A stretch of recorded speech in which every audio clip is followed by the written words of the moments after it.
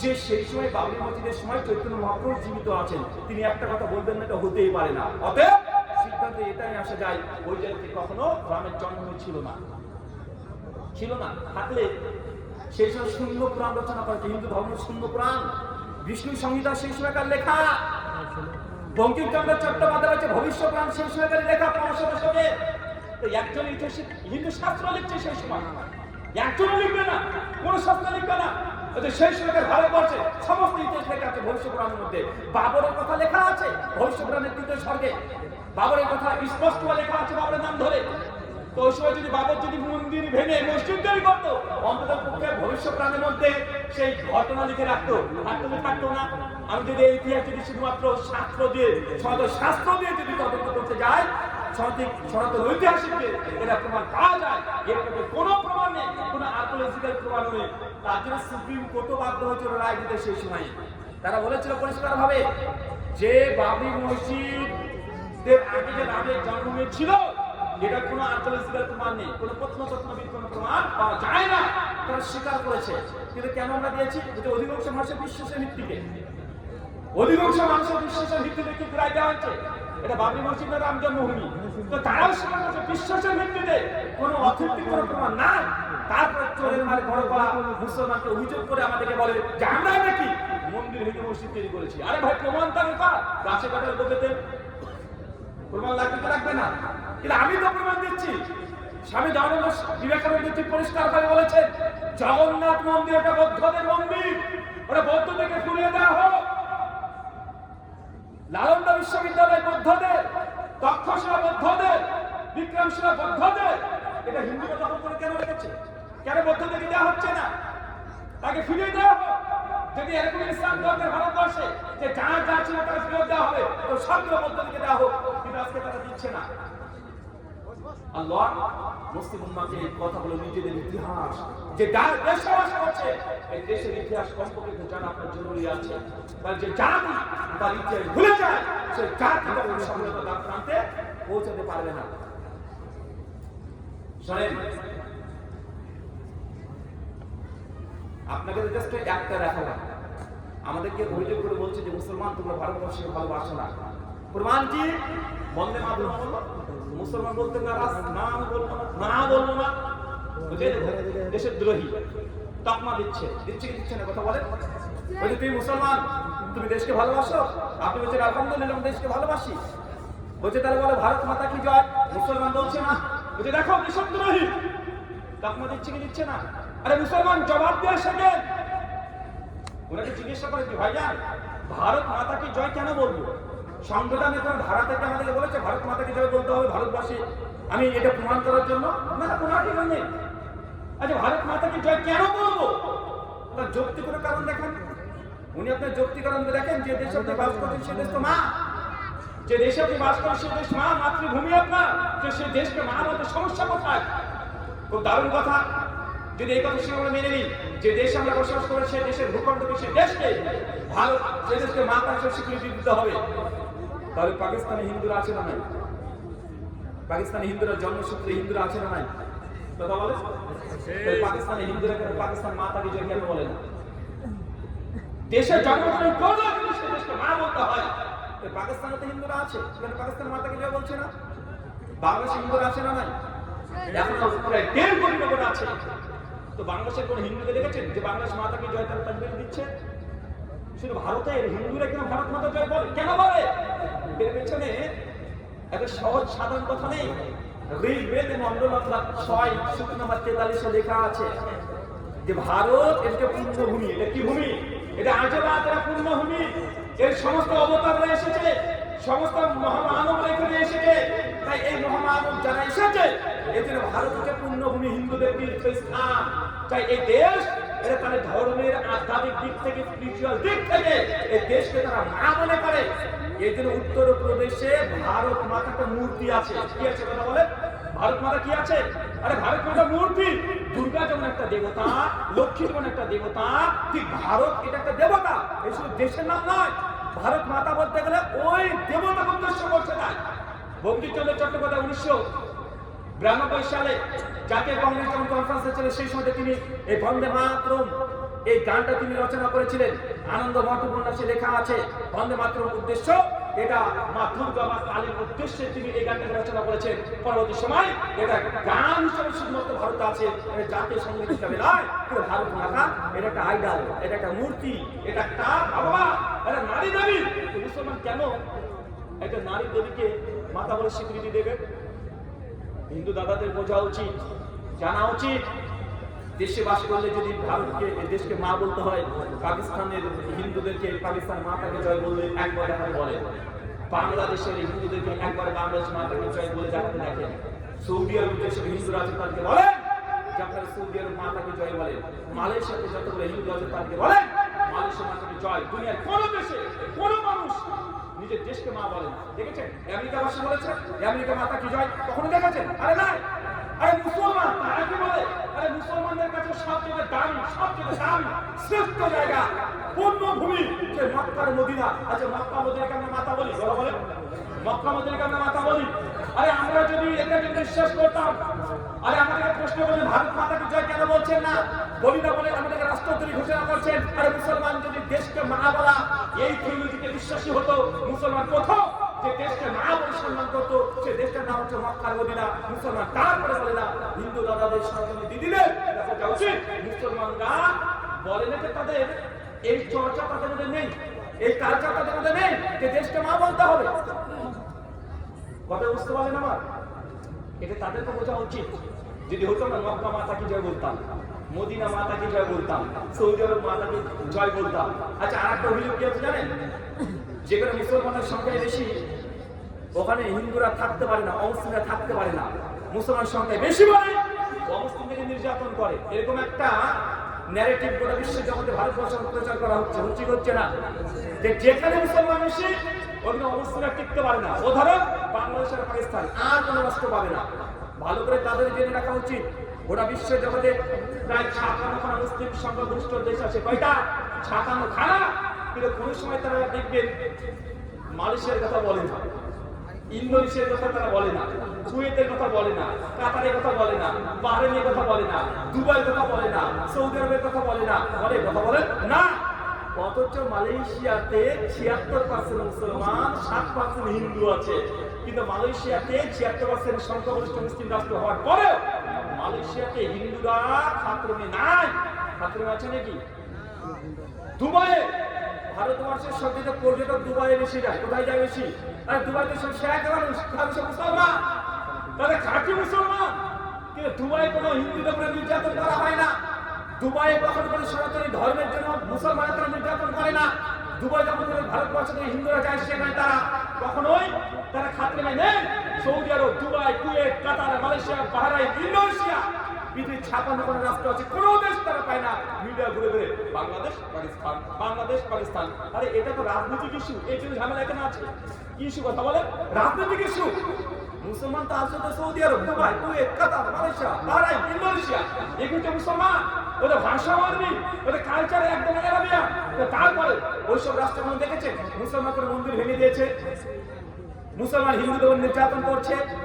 তো যেই সব দেশে মুসলমানদের সংখ্যাগরিষ্ঠ ওখানে মূলত হিন্দু দাদারা কখনো খাতরমে নাই। কোন দেশে খাতরমে আছে? ভারতবর্ষে আছে। কেন? এখানে ৮০% তারা, আর মুসলমান আছে ১৪-১৫% তাদের ভাষা অনুযায়ী। তো ভাই এই দেশে হিন্দু দাদারা সংখ্যায় বেশি, মুসলমানের সংখ্যায় কম, আর এই দেশে নাকি খাতরমে আছে। বলে তো গাঁজা কে খায় তাহলে? কে খায়? মানে যারা প্রচার করছে একটু ব্রেন বুদ্ধি আসে নাকি তাদের?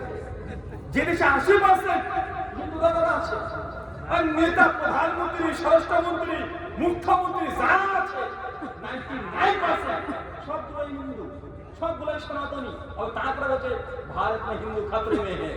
এরে ভাই মানুষ না পায়না মারে তুই। আরে মালয়েশিয়াতে ৭৬% মুসলমান, ৬-৭% হিন্দু। মুসলমানের সংখ্যা গরিষ্ঠ ওখানে, কিন্তু হিন্দুরা খাতরমে নাই। দুবাই, কুয়েত, কাতার, বাহরাইন, পৃথিবীর অনেক রাষ্ট্র আছে। আপনি এখনই গুগল করে দেখেন, পাবেন না যে ওখানে খাতরমে আছে। কিন্তু কোথায় খাতরমে? যেখানে ৮০% তারা, ১৪% মুসলমান, মুসলমানকে ১৪% খাতরমে রেখে দিয়েছে। এটা তাদের যে লজ্জা রে ভাই, এটা আপনার যে লজ্জা করে বিষয়। মাসে নাক কাটতে কেমন কাটতে হয়? মাথা থেকে মানে মগজ বলতে কিছু নেই, সবই গোবর।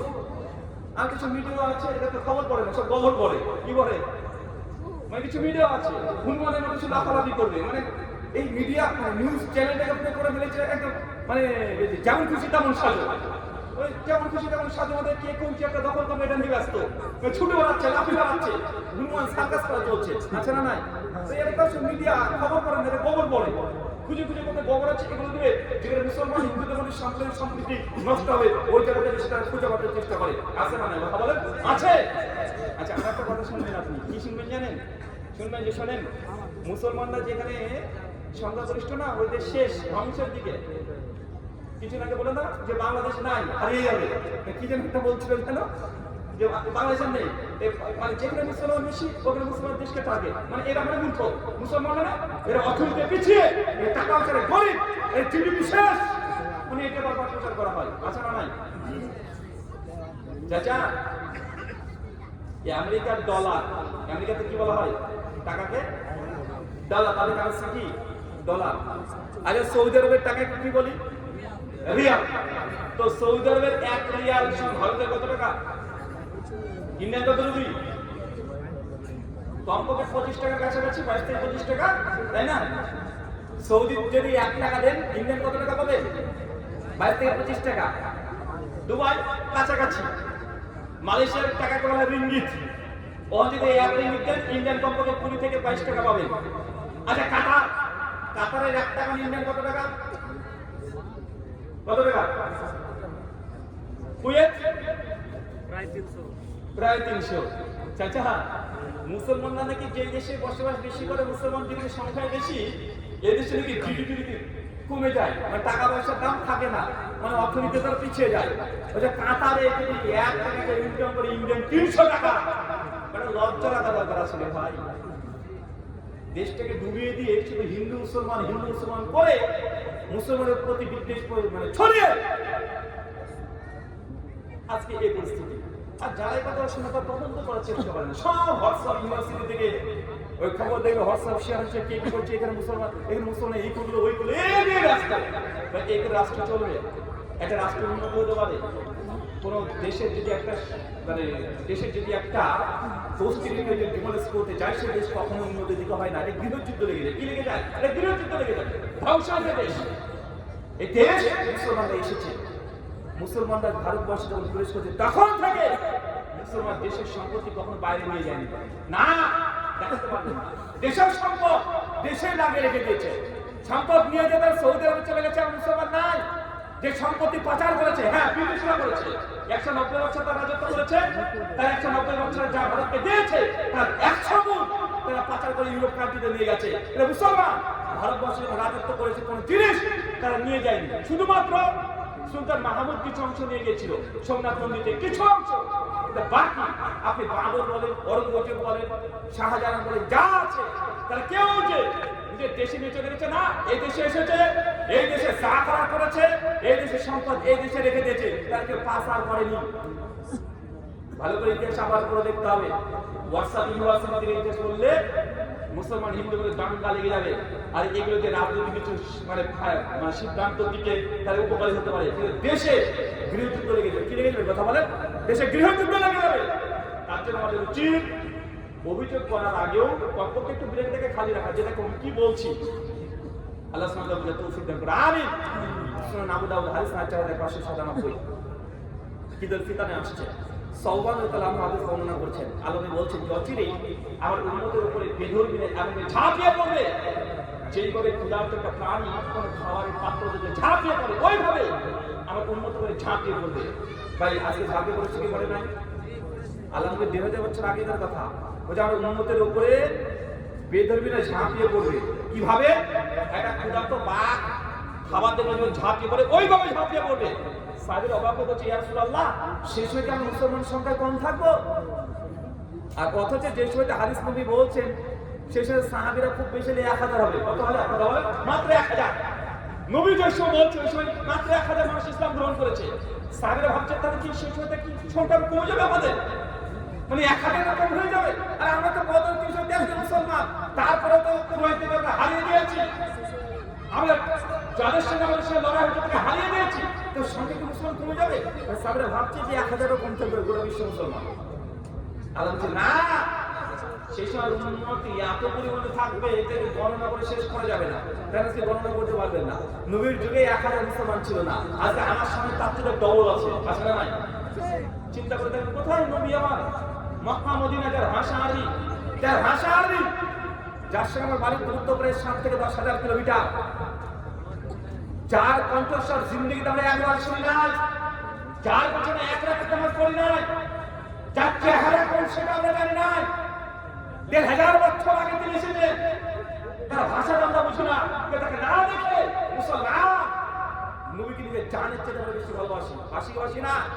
এটা মানুষকে না দেখে ভালোবাসা যায়, তার জ্বলন্ত দৃষ্টান্ত মুসলমানের ভালোবাসা ঈমান, কে না দেখে একজন মানুষ তার কণ্ঠস্বরে একদিন আমরা শুনি নাই, তার বাড়ি কেমন, ঘর কেমন তাও জানি না, তার ছেলে মেয়ে মতো নেই, তারপর দেখে আমরা না দেখে যে মানুষটাকে ভালোবাসি। সঙ্গে টাকা দিয়েছে না, পয়সা দিয়েছে না, এটা ঈমান। আল্লাহ সুবহানাহু ওয়া তাআলা তুমি আমাদেরকে এমন ঈমান দিয়েছো, এই জন্য তোমার শুকরিয়া আদায় করি, শুকর করি আলহামদুলিল্লাহ। মুসলমান সাহস করতে পারে, কিন্তু নবীর বিরুদ্ধে যদি একটা বাজে কটূক্তি করে দেয়, মুসলমান সহ্য করতে পারে? কথা বলে না, পারে না। মুসলমান রক্ত টকবক করে দিতে, এটা ঈমান, এটা বিশ্বাস, ভালোবাসা, এটা ধর্ম, এটা অনুভূতি, এটা আবেগ। এই আবেগ আলোচনা আমাদের জাগিয়ে আসলে করি। আমিন। সম্মানিত সুধী, নবী বলছে যার উম্মত সেদিন ওদের কম থাকবে না, এত করে থাকবে গণনা করে শেষ করতে পারবে না। যেমন গণনা করতে পারেন না আপনি, কোথায় মাত্র 1000 সাহাবী, বদর 300 সাহাবী নবীর সঙ্গে ছিলেন, আর গোটা বিশ্বে যত 180 কোটি মুসলমান সৌদি আরবে হজ করতে যাবে, এখন উমরা করতে যাবে, দেখুন কত কোয়ালিটির মানুষ, সাদা কালো নাক ডাকা কেমন কেমন মানুষ, মানুষ দেখে অবাক হয়ে যাবে। আর সে চিন্তা করুন, এটা নবীর উম্মত, ওরা মানুষ, আমরাও মানুষ, এক একজনে এক এক ভাষা, ভাষার সাথে মিল নেই। সে নবীর উম্মত গোটা বিশ্বে জগতে ছড়িয়ে গেছে, গেছে কি যায় না, গোটা বিশ্ব জগতে সব জায়গায় আছে। নবী যখন বলছেন যে আমার উম্মতের উপরে নির্যাতন চলবে, এটা ঠিক, মুসলমান যে মার খাবে না, নবী বলে গেছে আগে থেকে। তিনি নবী ছিলেন, তিনি কবি না, তিনি যে কথা বলতেন ওয়া ইয়ান্তি কানিল হাওয়া ইন হুয়া ইল্লা ওয়াহয়ুহা, যেমন নবী নিজের পক্ষে কোনো কথা বলে না, আমি আল্লাহ যা বলি নবী তাই বলে দেয়। তো নবী এমন ভাবে কথাটা বলেছেন, মনে হচ্ছে আজকের দিনটাকে সামনে দিয়ে দেখতে পাচ্ছিলেন, দেখতে পেয়ে তিনি বলছেন আজকে তাই হচ্ছে। ফিলিস্তিনে মুসলমান মার খাচ্ছে, সুদানে মুসলমান মার খাচ্ছে, ইরাকে মুসলমান মার খাচ্ছে, এই দেশ 800 বছর পরে ছিলাম, আজকে এশিয়া এনআরসি সিএ কত কি বলে মুসলমানকে তাড়ানোর প্রচেষ্টা, যে 800 বছর এই দেশে আমরা রাজত্ব করেছি, কত বছর, 800 বছর, গোটা বিশ্বে মুসলমান মার খাচ্ছে। আল্লাহ তাআলা বলছেন যে কেন মার খাবে জানেন, ওটা কোনো রাষ্ট্রের সরকারের জন্য নয়। নবী তাদেরকে দোষ দেয়নি, নবী কি বলেছেন, নবী বলেছেন সেই সময় উম্মতের মধ্যে দুনিয়া, আমার উম্মত তো অনেক হবে, তো তারা দুনিয়ার প্রেমে আচ্ছন্ন থাকবে, দুনিয়ার মোহাম্মদ, দুনিয়ার ভালোবাসা যা করবে শুধু দুনিয়ার দুনিয়া, দুনিয়াকে দেখানোর জন্য, সব কিছু কাজ দুনিয়াকে দেখানোর জন্য। মুসলমান নামে মুসলমান, বাবরি মসজিদ ভেঙে গেছে, আপনার খুব রক্ত গরম, কিন্তু আপনার মসজিদে ফজরে 50 জন মানুষ হয় না, 50 জন তো দূর কিবা 10 জন মুসলমান হয় না, ওরা কি মসজিদ আছে? মুসলমান মসজিদে আপনি যাবেন না, থাকা না থাকা তো দুটোই সমান। আপনি মুসলমান নাম আপনার শুধু দাবি করছেন মুসলমান, কিন্তু আসলে কি মুসলমান আপনি আছেন? নবী বলছেন মান তারাকা সালাতান মুহাম্মাদান ফাকাদ গাফারা, যে ব্যক্তি নামাজকে ত্যাগ করেছে সে কাফের। আল্লাহর দৃষ্টিতে নবীর ভাষাটা হচ্ছে কাফের। আল্লাহ আপনার উপরে তার রহমতের চাদর বিছিয়ে দিবে, আপনার উপরে আল্লাহ বরকত ঢালবে, আর আপনাকে তো জালেম শাসককে আল্লাহ নির্যাতন করবে, অত্যাচার করবে। আল্লাহ সুবহানাহু ওয়া তাআলা জানিয়েছেন সূরা ফুরকান আয়াত 63 মিডিল অংশ, আল্লাহ বলছে আল্লাযীনা ইউখালিফুনা আমরিহি আন তুসিবাহুম ফিতনা আন ইউসিবাহুম আযাবুন আলীম। শোনো, যে জাতি আমি আল্লাহ আমার আদেশকে লঙ্ঘন করবে, আমার রাসূলের আদেশকে লঙ্ঘন করবে, আদেশ থেকে মুখ ফিরিয়ে নেবে, আমি আল্লাহ সেই জাতির উপরে ফিতনাতে জর্জরিত করে দেব। মুসলমান আপনি নিজে আল্লাহকে আর মানেন না, শুধু মুখেই মানেন, আল্লাহর বিধান আর মানেন না, রাসূলের আদেশকে মানেন না। আল্লাহ বলেন যখন তোমরা এমন করবে আমি আল্লাহ তোমাকে ফিতনাতে জর্জরিত করে দেব। আজকে ভারতবর্ষে মুসলমান নির্যাতিত কারণ আপনি আল্লাহ তার রাসূলকে ছেড়ে দিয়েছেন, আল্লাহ আপনাকে ছেড়ে দিয়েছেন। যদি বাঁচতে চান আপনি আল্লাহর হয়ে যান, দেখেন আল্লাহর রহমত আবার ফিরে আসবে, আবারও 313 জন, আর বিরোধী লক্ষ্য ছাড়া বিজয় আল্লাহর পক্ষ থেকে আসে। ফেরেশতা সৈন্যবাহিনী আল্লাহর কাছে এখন আছে, তারা মরে যায়নি, এখনো আছে, তারা মৃত্যুবরণ করেনি, কিন্তু আপনার সহযোগিতা করতে আসবে কেন? বেনামাজি কাফের আপনি একজন, নবীর ভাষায় কাফের আপনি, আপনার শত্রু কেন করতে আসবেন? আপনি আল্লাহ হয়ে যাবেন। মুসলমানকে রক্ষা, মুসলমান নিজের জজবা দিয়ে কখনো জিততে পারে না। মুসলমান জিতে বিজয় লাভ করে ঈমান দিয়ে। কি দিয়ে কথা বলে? ঈমান দিয়ে। ইনসাফ, ন্যায়, সত্য কথা বলে, সত্য কথা বলে সবসময়। আল্লাহর সাহায্য আসবে। মানুষের সঙ্গে ইনসাফ করবে সবসময়, সবসময় ইনসাফ। নিজের ক্ষতি হয়ে গেলে ইনসাফ করতে হবে। ন্যায়, এটা থেকে এক পা সরা যাবে না। হোক সে হিন্দু বা খ্রিস্টান, ন্যায় করতে হবে। নবীর যুগে দেখেন নবী কতজন সে ন্যায় করেছে। মুসলমান অপরাধ করেছে, ইহুদিদের সাথে লড়াই হচ্ছে, মুসলমান ইহুদির। যখন দেখছে নবী যে ন্যায়, এটা মুসলমান দোষ, মুসলমানকে আল্লাহ নবী সাজা দিয়েছে। দেশ গিরায় না কথা বলেন, ন্যায় আর সত্যবাদিতা, এই জিনিসগুলো হৃদয়ের মধ্যে রাখেন। ইনশাআল্লাহ আল্লাহ পক্ষ থেকে আমার রহমত নেমে আসবে। প্রয়োজন হলে আল্লাহ ফেরেশতাদের সহযোগিতা করবে। আল্লাহ সাল্লাল্লাহু আলাইহি তৌফিক দান করুন, আমিন। এই বলে আজকে আলোচনা শেষ করলাম। আসসালামু আলাইকুম ওয়া রাহমাতুল্লাহ। ওয়া আলাইকুম আসসালাম ওয়া রাহমাতুল্লাহ। জাযাকাল্লাহু বারাকাল্লাহু হাইয়াকাল্লাহ। দীর্ঘ সময় ধরে আপনারা খুব মূল্যবান আলোচনা শুনছিলেন জনাব রাহুল হোসেন ওরফে রুহুল আমিন সাহেবের কাছ থেকে। এখন আপনাদের সামনে স্নেহবত জনাব মাওলানা শহীদুল সুলাইমান উমরি সাহেব আসছেন। আলহামদুলিল্লাহ, শীত আস্তে আস্তে বাড়ছে। একটা ঘোষণা করি আপনাদের, যাদের খাবারের প্রয়োজন হবে খাবারের ব্যবস্থা আছে। রাত 10:30টায় আপনাদের খাবার সরবরাহ করা হবে। এই 5 ঘন্টার মধ্যে প্রয়োজন হলে আপনারা যোগাযোগ করে খাবার